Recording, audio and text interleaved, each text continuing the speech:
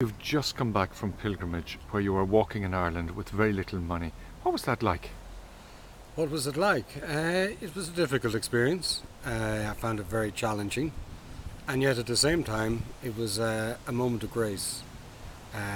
We're expected, because we have very little money, to ask people to step outside ourselves, to look at people, to ask them for help, to knock on doors of people we've never met, and then to say, could you help us? Either give us some food or provide us with some shelter for the evening or anything, a lift to somewhere.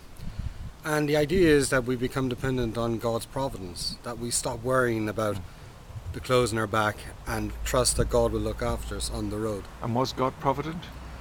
God was very provident. People were amazingly generous, very spontaneously generous. People used to stop on the road, offer us lifts. People offered us money. We even stayed in a Garda station Tell one us night. about that, the Garda station. Well, we knocked on the door of the station and asking the guards for directions to a particular house, to the parish priest's house. And we got talking to the guards and we told them what we were doing, and they offered us the chance to stay, well, in our tent in their grounds. The next morning they had arranged for the cleaner to come in and have the showers ready and breakfast made for us. And later on in the morning, when the guards arrived, they offered us a lift to our next destination. What did you learn about yourself most? What did I learn about myself? I found that, in a negative sense, I found that anxiety can tend to lead me to turn into myself. That I don't deal with uncertainties particularly well, and instead of sharing those with my companion, would keep them to myself, which would be, it's difficult when there's only two of you and you've no other outlet to talk to somebody.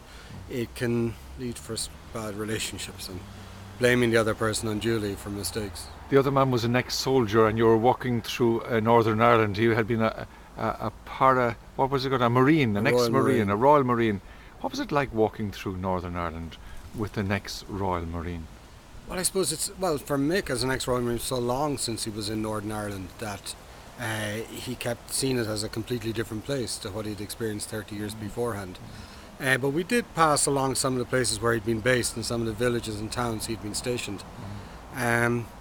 He didn't really talk about it too much. He would just mention that he'd spent time in this place or that place, and wouldn't kind of elaborate or speak anymore. Occasionally he would talk to people we stayed with about that experience, being a soldier 30 years beforehand, and their experience of the British forces in Northern Ireland at that time, and then his experience as a young soldier. There was one door you knocked at and a young man answered the door with a tattoo. Tell us about that.